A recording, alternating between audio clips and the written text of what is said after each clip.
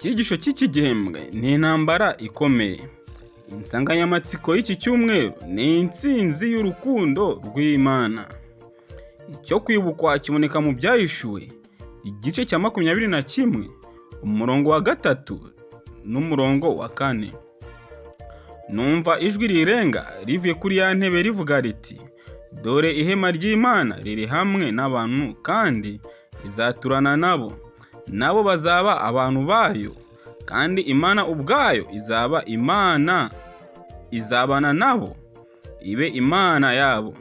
Izahanagura amarira yose ku maso yabo, kandi urupfu ntiruzongera kubaho ukundi, kandi umuborogo cyangwa gutaka cyangwa kuribwa ntibizabaho ukundi, kuko ibya mbere bishize. Aya niyo magambo y'icyo kwibukwa turi kuzirikana cyane muri iki cyumweru. Ingingo y'uyu munsi rero iravuga ngo urubanza mu gihe cy'imyaka 1000. Kuri uyu wa kane icyigisho tugiye kwigira hamwe gifite umutwe uvuga ngo urubanza mu gihe cy'imyaka 1000. Mbere yuko tujya mbere muri iki cyigisho, dusenga Imana. Uwiteka, turagushimye, turaguhimbaje, uhabwe icyubahiro. Wabanye natwe mu minsi yagiye itambuka yose, ukomeje kutwereka ubuntu bwawe kuri uyu munsi wa none. Turakwinginze kugira ngo ubane natwe muri icyigisho cya none. Uwiteka, umwuka wawe wera aba ari utuyobora. Nibyo dusabiye ubuntu mu izina rya Yesu Kristo umwami wacu, amen. Tujye kurebera hamwe amasomo aboneka mu Byahishuwe igice cya 20 umurongo wa 6 tugeze umurongo wa 4 tugeze umurongo wa 6. Ngo ni iki abakiranutsi bazaba bakora mu gihe cy'imyaka 1000, kandi kuki ibyo ari ingenzi? Ni iki abakiranutsi bazaba bakora mu gihe cy'imyaka 1000, kandi kubera iki ibi bintu ari ingenzi? Tujye kurebera hamwe iri somo riboneka mu Byahishuwe igice cya 20 duhere ku murongo wa 4 tugeze ku murongo wa 6. Mbona intebe z'ubwami, mbona abazicayeho bahabwa ubucamanza, kandi mbona imyuka y'abaciwe ibihanga babahora guhamya kwa Yesu n'ijambo ry'Imana, aribo bataramije ya nyamaswa cyangwa igishushanyo cyayo, kandi batashizweho ikimenyetso cyayo. Barazuka bimana na Kristo imyaka 1000. Uwo ni wo muzuko wa mbere. Abapfuye basigaye ntibazuka iyo myaka 1000 itarashira. Ufite umugabane wo kuzuka kwa mbere arahirwa, kandi nuwera. Urupfu rwa kabiri ntirubasha kugira icyo rutwara abameze batyo, ahubwo bazaba abatambyi b'Imana na Kristo, kandi bazimana nayo iyo myaka 1000. Nshuti bakundwa, ubwoko bw'Imana ubw'imyaka 1000 ku itangiriro ryayo nibwo Kristo azaba agarutse. Abantu b'Imana bazazuka, bazajyanwa na Kristo mu ijuru, bamare imyaka 1000, bahabwe gucira abandi urubanza. Imana izabagira kuba abacamanza, kandi bazishimana kubana na Kristo, kuko abo bantu bazaba ari intungane, bazaba ari abera, bazaba batarigeze baramya inyamaswa cyangwa se igishushanyo cyayo, cyangwa se ngo bashirwe ikimenyetso cyayo mu ruhanga rwabo cyangwa se mu kiganza cyabo, ahubwo bazaba baranesheje umwanzi ari we Satani. Uwiteka Imana rero akomeze abane natwe, akomeze natwe atubashishe kuzaba mu bwoko bwayo. Ubwo Kristo azagaruka, tuzabashe guhabwa ingororano zikwiriye abihannye bose. Ngo mu gihe cy'imyaka 1000 abakiranutsi bazagira amahirwe yo kwibonera ubutabera bw'Imana n'urukundo mu buryo Imana yahanganye n'ikibazo cyatewe n'icyaha. Ninde udafite ibibazo yifuza kuzabaza Imana byerekeranye n'ibintu byinshi? Nshuti bakundwa, kuri iyi si duhora dufite amatsiko, dufite ibibazo byinshi, buri wese afite ikibazo yabaza Imana. Hari ibintu byinshi tubona hanga tudafitiye igisubizo. Ese ninde udafite ikibazo yabasha kubaza Imana? Ariko kuri uyu munsi nawe wa none, ufite ibibazo byinshi byose afite azaba yifuza kubibaza Imana. Ubu noneho mu gihe cy'imyaka 1000 bari mu ijuru, abakiranutsi bw'icyo gihe bazaba bari mu ijuru, abacunguwe bazaba bafite umwanya uhagije wo kubaza ibyo bibazo. Nshuti bakundwa, nawe nkwifurije kugira ngo uzabe mu ijuru, nawe ubaze Imana ikibazo cy'ibyo utigeze gusobanukirwa, urujijo ufite rwose mu mibereho yawe kuri iyi si. Iki gihe uzabona umwanya wo kubaza ibibazo by'ibyo utasobanukiwe. Niba hari uwo bakundaga cyangwa inshuti ya bugufi itari mu ijuru, nshuti uzatungurwa no kubona bamwe mu bo wakundaga batari mu ijuru, cyangwa se inshuti zawe za bugufi zitari mu ijuru. Yewe n'uwo mwajyanaga gusenga, n'uwo mwaririmbanaga muri korale, n'uwo mwafatanyaga kubwiriza ubutumwa, hari igihe bizaba ngombwa ko ubure umwe muri bo mu ijuru.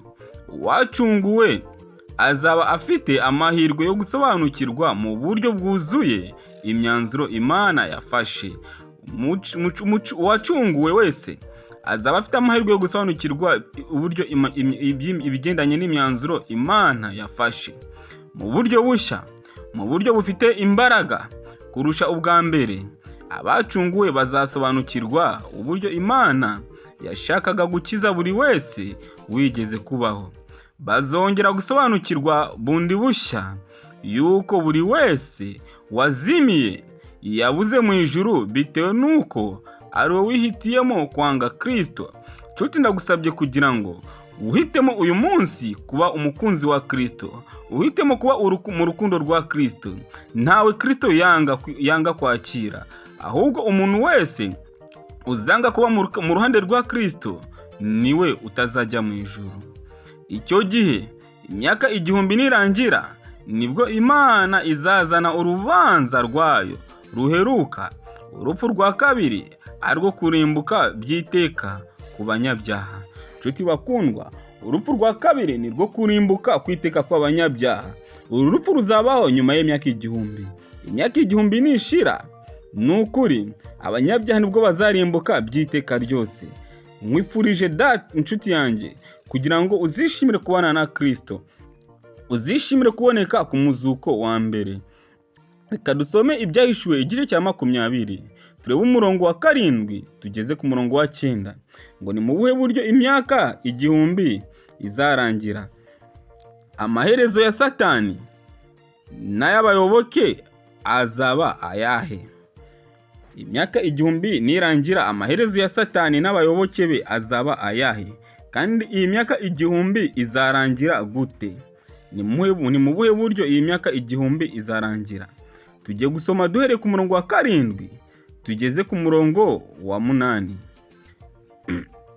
Dusome. Iyo myaka 1000 nishira, Satani azabohorwa ave aho yari abohewe,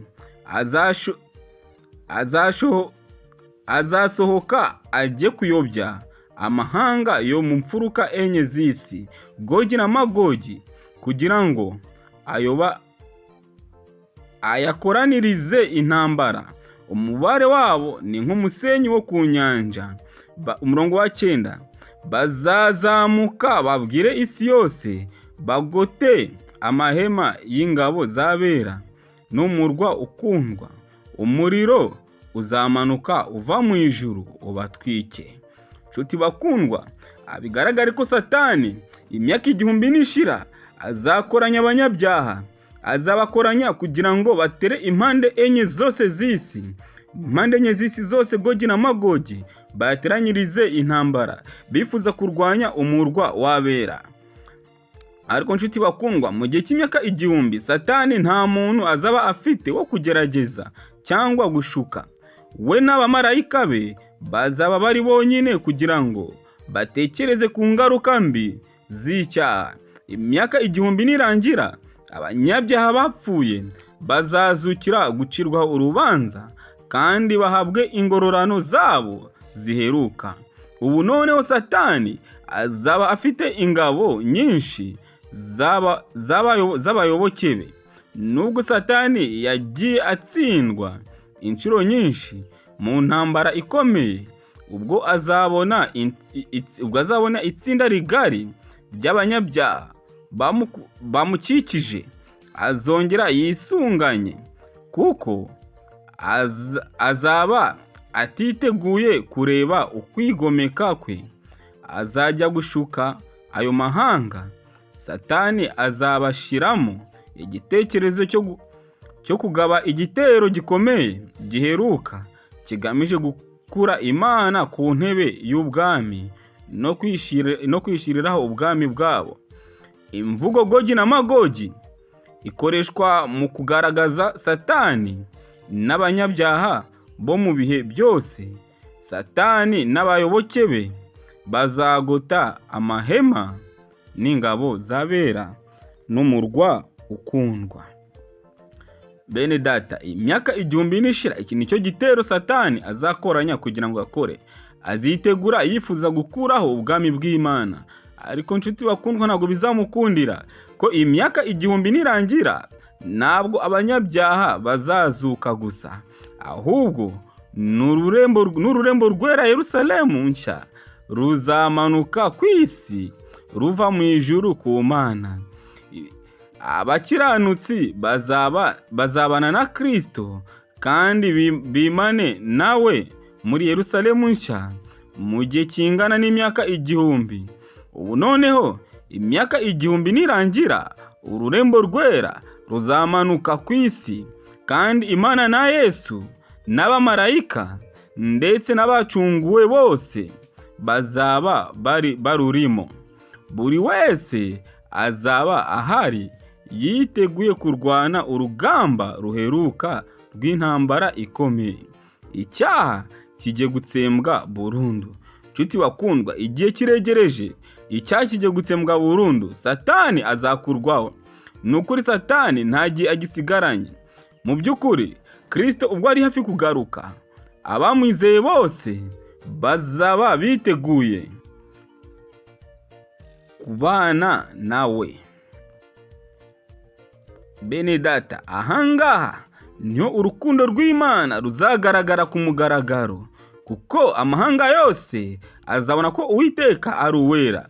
Mu by'ukuri urubanza ruheruka ruzagaragaza ko Imana ari nyarukundo, ruzagaragaza ko icyo Imana yakoze cyose bwari uburyo kugira ngo irebe ko umwene muntu wayigomeye abashe kuba yahabwa imbabazi, akazongera kwimana n'Imana ibyiteka ryose. Nshuti mukundwa, ndakwifurije kugira ngo ufate umwanzuro no kuri uyu munsi wa none, kandi uzishimire kuzabana na Kristo, uzishimire kuzisanga uri mu bwoko bw'Imana butazigera buramya inyamaswa n'igishushanyo cyayo, cyangwa se ngo bushyirweho ikimenyetso cyayo mu ruhanga rwabo cyangwa mu kiganza cyabo. Ndagusabye kugira ngo urushe kubana na Kristo uhereye none kugeza iteka ryose. Ibyo nibyo ngusabiye ubuntu mu izina rya Yesu Kristo umwami wacu, amen. Dusenge Imana. Turagushimye, turaguhimbaje, uhabwe icyubahiro.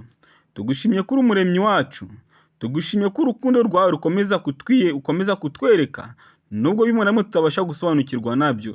Ako turagusabye kugira ngo natwe mwami Imana uduhe imbaraga zo kugira ngo tuzabashe kubarirwa mu bwoko bwawe, maze ubwo uzagaruka tuzishimire kubana nawe byiteka ryose. Ibyo nibyo tugusabiye ubuntu mu izina rya Yesu Kristo umwami wacu, amen.